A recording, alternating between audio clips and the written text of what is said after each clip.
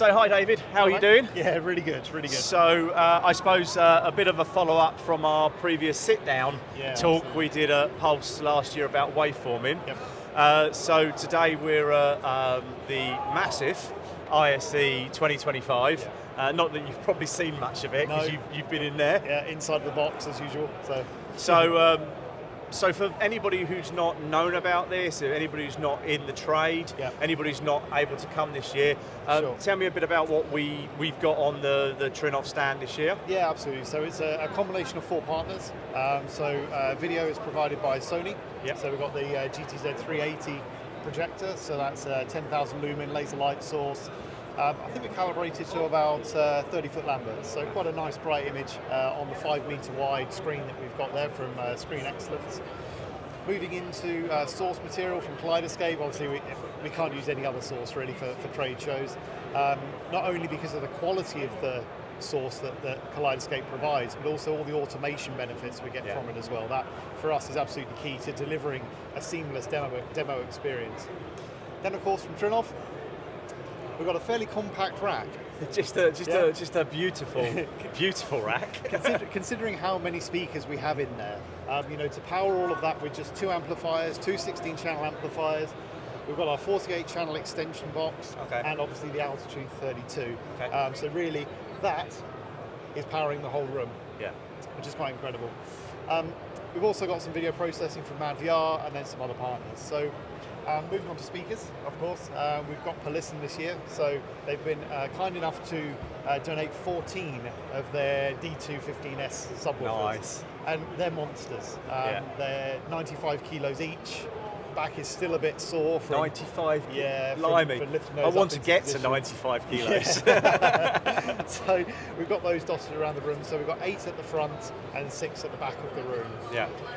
And that's in our waveforming configuration. But they're 3 kilowatts of amplification each. So we've got more power than the room can handle. Let's put it that way. I mean, the room for Officina Acustica, we literally can't do trade shows without it. It's everything. It allows us to build in 2.5 days from nothing to what you see here. And there's no other company that can offer us that.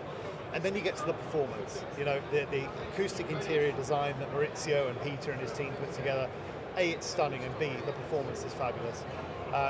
It's not over-damped, it's light, it's airy, speech intelligibility is amazing, but you just get this seamless bubble of sound in that room, and a lot of that has to do with the acoustics, speakers, and optimization from Trinnov. So this room's been built 17 times, if you can believe it. I can, because one of the reasons was Peter sort of said to me that if you've not experienced, you've got to come and experience it. And what with COVID and not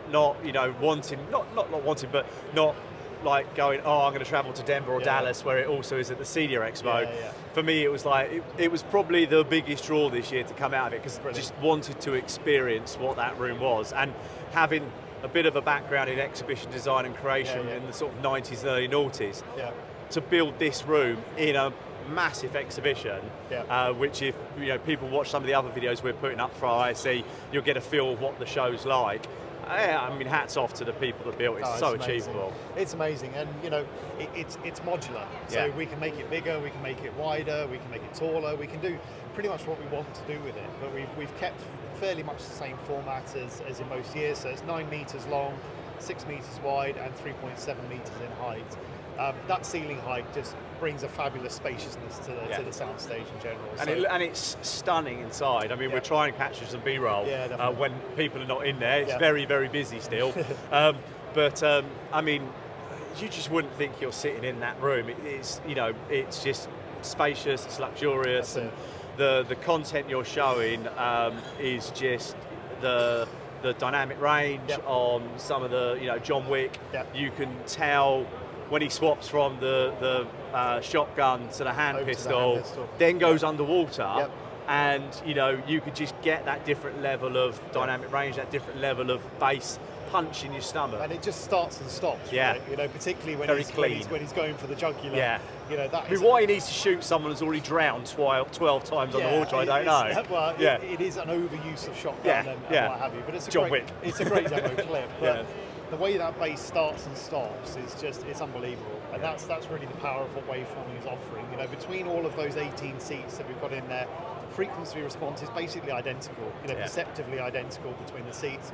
You get a bit more shake as you go up the riser. I think you were sat at the back for your demonstration, so you get a bit more of that sort of visceral nature. But in terms of the way the bass is delivered, it's really very equal across all the seats. No. We've got no bass trapping in this room either. We're relying completely on waveforming. Yeah. So the front subwoofers, you get the emitting array, so you get the planar wave traveling down the room. It gets to the back and it gets absorbed very, very effectively. So we get no room mode issues, we get no long booming decay in the bass, and we can tune that. I think, you know, we talked about this in the podcast. You know, like passive acoustics, you kind of get what you're given. You can remove a few things here and there, but when it comes to bass, it's got to be the fabric and the nature of the building. You know, if you really want to do proper passive bass absorption, you need a lot of depth, you need a lot of space, and a lot of material to absorb that energy.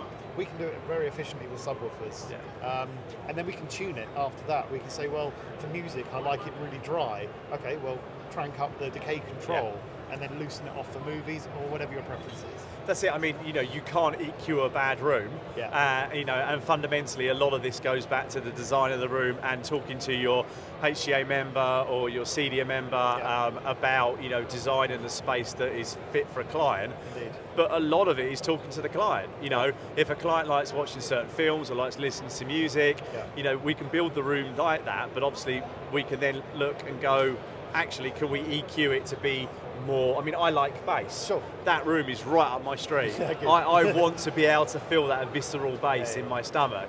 And where some people, you know, might not like that. So you can, to have the ability to flip around, and I'm assuming if you were using a control system that you can set up modes, so you can set up different modes for different content. Yeah, 100%, and that's what we're doing for the show. So we're using RTI in conjunction with Kaleidoscape, and we've got a different preset per clip.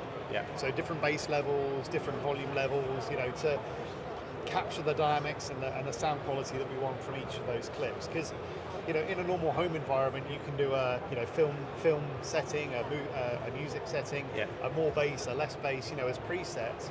Here we can do that per clip as well, which is fab. So and you know, harking back to the speaker design as well, you know, we're playing very, very loud in there. We had a single sample peak of well over 120 dB, and there's no fatigue in there, there's no distortion.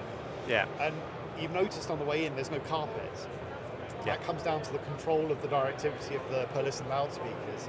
Very wide dispersion, and then also very controlled vertical dispersion. I think 25 degrees, if I'm not wrong, of vertical dispersion. So we don't spray sound off everywhere.